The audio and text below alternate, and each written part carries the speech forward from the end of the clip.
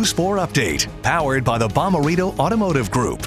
Thanks for choosing News 4. I'm Damon Arnold, and here are some of the stories making headlines. Developing right now, Senate Majority Leader Chuck Schumer calling to invoke the 25th Amendment to remove President Trump from office. That law is there in case a president is seen as unfit for office. That means Vice President Pence would become commander-in-chief until President-elect Joe Biden is sworn in. So far, no formal proposal has been given to the vice president.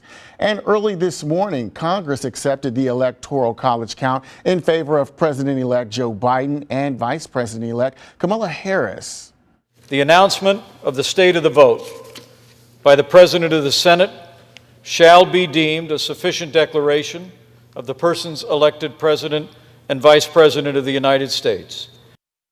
President Trump will be allowed back on Twitter today, but this morning Facebook CEO Mark Zuckerberg said that the president will be blocked from both Facebook and Twitter indefinitely. Now, Twitter blocked him from tweeting last night until he removed several tweets that the social media site said were severe violations of its policy. But Twitter confirmed he did delete those tweets. Zuckerberg says that their lock on Facebook and Instagram will last at least the next 2 weeks, that is. Now, let's go ahead and toss things over to Kent Earhart for the latest in weather.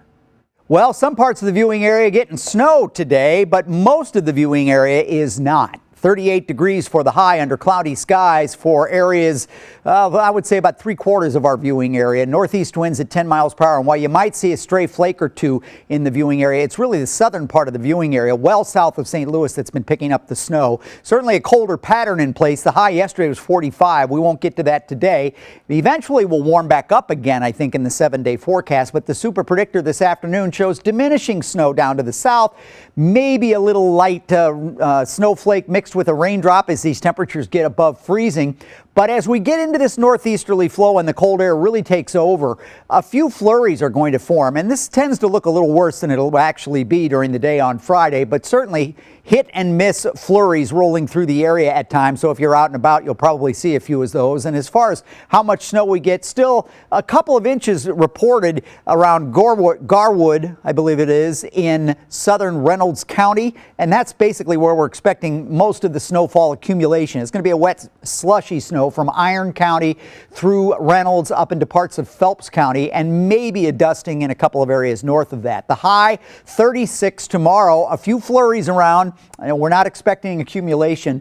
35 degrees for Saturday's high, and again on Sunday 35. Cloudy skies, not too windy, just a cold, cloudy weekend. That weather continues into the first part of next week, and then you can see a pretty significant warm up above normal. That's your News 4 update. Remember that we're always on at KMOV.com and on your KMOV News app.